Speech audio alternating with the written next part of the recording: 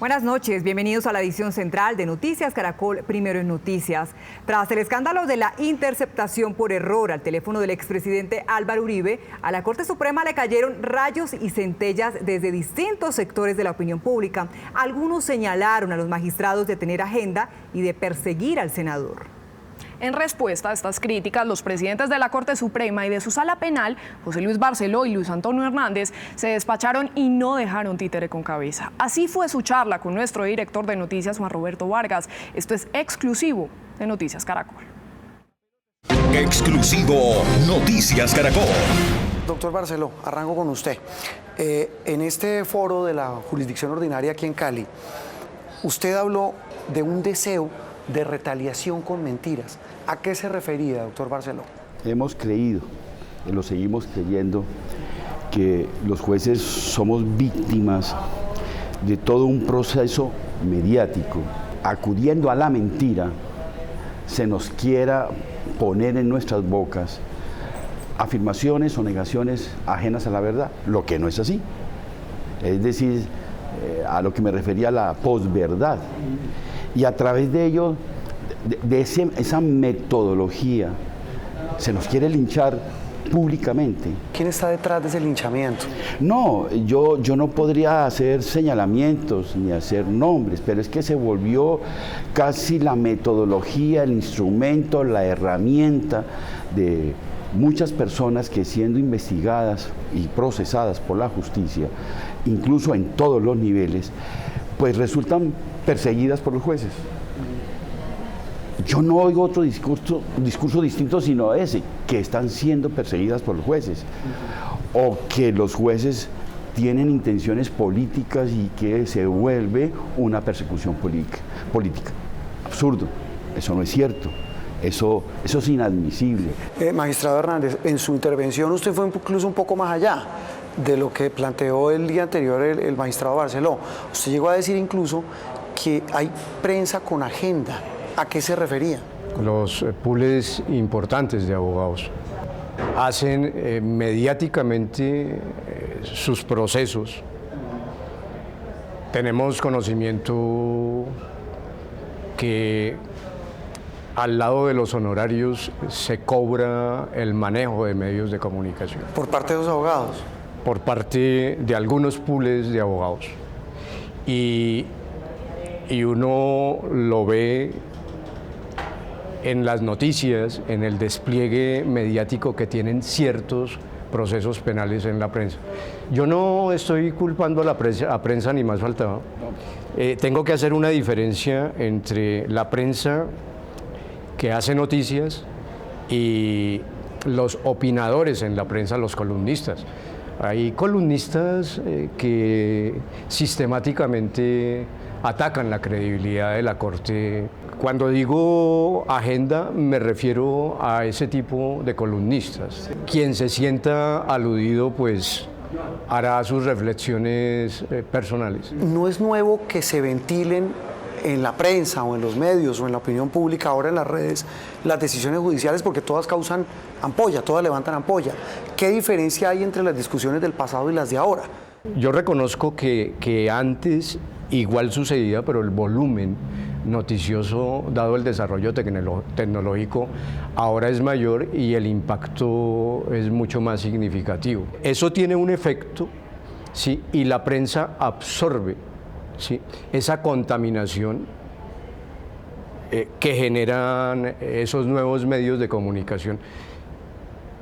Si usted se da cuenta, no hay un Twitter del expresidente Uribe que no tenga un eco en los medios de comunicación. Cualquier afirmación que haga el expresidente, y ha hecho bastantes asociadas al caso que estaba tramitando la Corte, ¿sí?, tienen una repercusión, ¿sí? Y esa repercusión uno entiende con la complacencia de sus abogados defensores. Lo que yo reprocho es que se hagan afirmaciones o se relaten hechos mentirosos. ¿Cómo va a ser posible, y lo digo en primera persona, que a mí se me diga, y lo ha dicho, si no soy mal, el senador Uribe, y lo han dicho otras personas en esos medios, que yo ebrio o borracho salí no sé en qué lugar de la ciudad a decir que íbamos a capturar al senador Uribe. Falso, de toda falsedad. ¿Usted puede garantizar que eso no es cierto? Eso no es cierto, y como juez de la República lo digo, que es una afirmación muy grave. O que se haya afirmado incluso con un papel que se llama bono, se llama pagaré, no sé qué calificativo le dan, que el magistrado Barceló junto con otras personas recibimos $5 millones para poner preso al senador Uribe. Es más, yo quiero ser infidente, y quiero ser infidente con la opinión pública. Antes de tomar la determinación, personas cercanas al presidente Uribe, expresidente Uribe, personas cercanas al senador Uribe, se contactaron conmigo, y cuando digo personas cercanas del Centro Democrático, magistrado, ¿es verdad que van a capturar al senador Uribe? ¿Es verdad que lo van a poner preso? Eso es cierto. Y yo que respondí, hágame el favor, dígale al senador Uribe que eso no es cierto, que eso no está sucediendo. Díganle que no va a suceder, que si es objeto de investigación, que si algo tiene que pasar jurídica y legalmente hablando, no se acudirá a esa herramienta, sino simplemente será citado. Preciso, con toda esta situación tan tensa que usted menciona, en redes sociales, en la plaza pública, en el debate político, en los medios y entre columnistas, y ocurre semejante situación tan insólita, por llamarlo de alguna manera, y es que el teléfono del expresidente Uribe aparece interceptado en un proceso judicial que no es contra él. Estamos en ese proceso, y yo no quiero hacer aquí afirmaciones anticipadas porque pues estamos en una averiguación. Lo que sí es cierto es que, y yo ya lo he relatado, el representante de la Cámara, Nilton Corda, ha sido y sigue siendo investigado por aquello de haber participado en la mal llamada o denominada conducta del cartel de la toga. Sí. Dentro de ese proceso engavetado y de otro, desde 2016, y está la documentación que así lo corrobora, Nilton Corda fue citado al seno del Congreso, en la Cámara de Representados, e incluso son documentos con sello de recibido de la Cámara, y que recibió el representante Nilton Corda. Y si se observa, no solamente está la dirección de su oficina, sus números fijos y número de extensión y un número celular.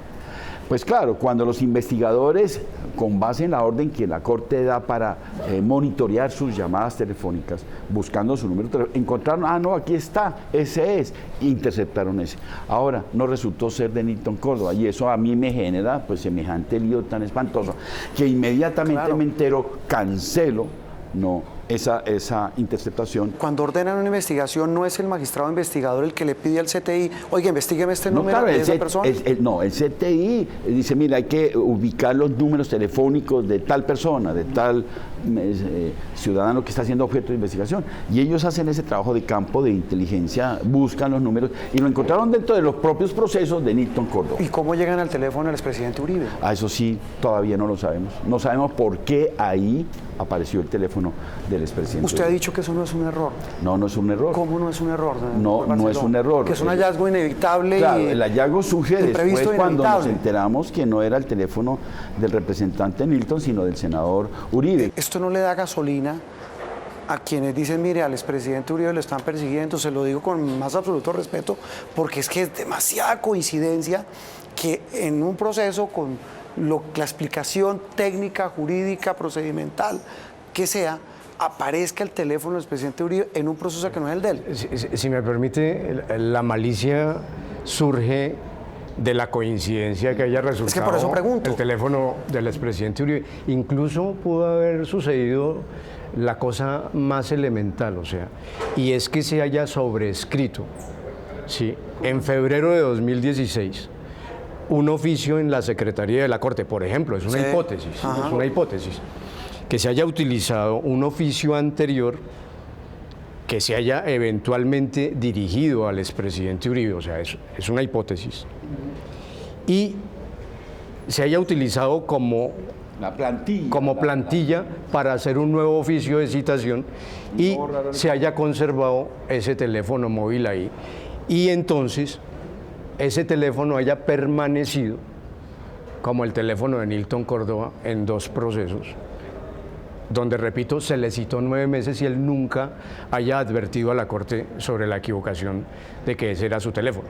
Me parece un poco absurdo que nos crean tan tontos, ¿sí?, de haber hecho como maliciosamente se está haciendo la historia, ¿sí?, que nosotros interceptamos un teléfono del expresidente Uribe como si fuera de Nilton Córdoba para después trasladar las escuchas al caso del expresidente Uribe, cuando nosotros teníamos facultad de interceptar al expresidente Uribe, ¿sí?, de manera reservada.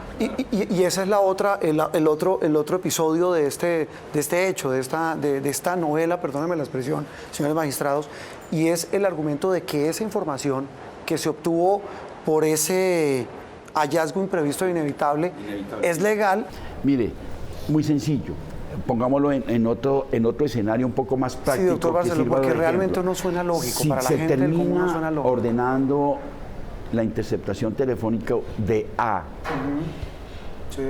pero resulta que no era de A ese teléfono, sino de B, pero resulta que B está diciendo que va a matar a C. Esa información se usa. Esa información tiene un valor o puede tener un valor. Para tranquilidad de todos, menos mal que ya no tenemos competencia, que son otros magistrados, la nueva sala de instrucción, ellos en su buen juicio, con base en los protocolos de la ley y las reglas y principios de la valoración probatoria, determinarán si esas escuchas, los resultados de esas conversaciones trasladadas tienen o no algún valor y si son o deben ser usados o no. ¿Me lo permite con el más absoluto respeto? ¿Eso no es lavarse las manos? No, no es lavarse la mano, porque es que el presidente decir, tiene un nuevo escenario, porque yo ya le di mi respuesta. Se lo pregunto tiene valor, claro, sí. tiene valor. Claro, si me pregunta, tiene valor, y por eso estamos saliendo a los medios en este momento, porque ya no somos sus jueces. Ese hallazgo imprevisto e inevitable, doctor Hernández, han dicho ustedes, corrobora lo que ya estaba en la investigación al expresidente Uribe. De acuerdo con los informes de la Policía Judicial, algunas de las conversaciones que alcanzaron a grabarse, a registrarse, pues contenían información que podría ser valiosa para la investigación por el caso de manipulación de testigos. A mí me parece muy paradójico que estemos hablando de esto. O sea, los magistrados que investigaban un caso delicado, ahora resultamos los implicados.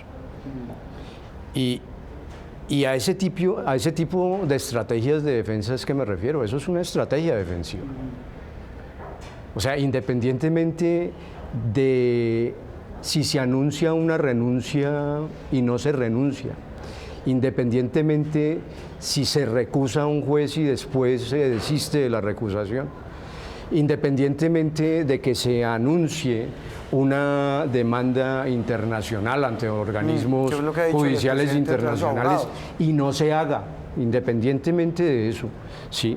Lo cierto, y lo leo con todo respeto de esa manera, es que eso es una estrategia de defensa. Ahí no hay nada espontáneo, todo es calculado, y la única intención es debilitar al juez que está investigando.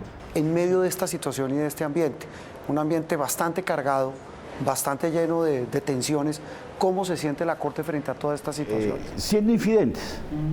Cuando la sala de instrucción, teniendo al suscrito como ponente, decidió tomar esa determinación, abrir investigación, sabíamos que se iba a utilizar todo un camino de desprestigio y que se iba a poner en tela de juicio nuestros nombres, nuestro buen nombre, incluso sigo sosteniendo nuestra dignidad.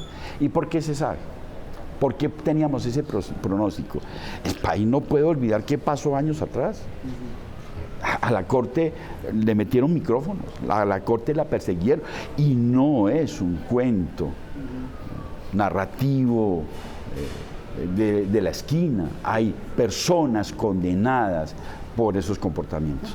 A mí me parece que el proceso del expresidente lo politizaron a través de la estrategia de defensa. Y los medios de comunicación, ¿sí? Yo no hago ningún juicio de responsabilidad a los medios de comunicación, simplemente contribuyeron a que ese proceso terminara politizado. Pero doctor Hernández, es que no todos los días se procesa a un expresidente. Eso es verdad, pero a mí me parece que un expresidente tiene que ser un ejemplo de buen ciudadano. Claro. Y si un juez lo cita a dar unas explicaciones, como él mismo lo dijo en muchas oportunidades que estaba dispuesto, ha debido hacerlo y no obstaculizar el ejercicio de la actividad judicial a través de esa estrategia compleja de defensa que se ha realizado y que me parece que manda un mal mensaje a los nuevos abogados, porque me parece que los procesos, los casos se discuten ante los jueces y no se juzgan en los medios de comunicación. ¿Qué ejemplo se le está dando a la ciudadanía, a las nuevas generaciones? Que una persona con ese reconocimiento, no de ahora, sino de muchos años, con ese prestigio político y esa legitimidad, se vaya, lance en ristre contra la Corte Suprema de Justicia y en particular contra sus magistrados. Eso es lo que yo reprocho. Los señalamientos son muy delicados y el tema es que eso ya no es competencia de ustedes. La investigación la hizo la Corte Suprema, ahora va a la Sala de Instrucción de Primera Instancia, que así quedó establecido. ¿Qué tan sólida es la información que le entregan a esa sala, doctor Hernández? Era suficiente para iniciar el proceso penal y ordenar la indagatoria. Magistrado, muchas gracias, muy amables. Ok, mil gracias a usted.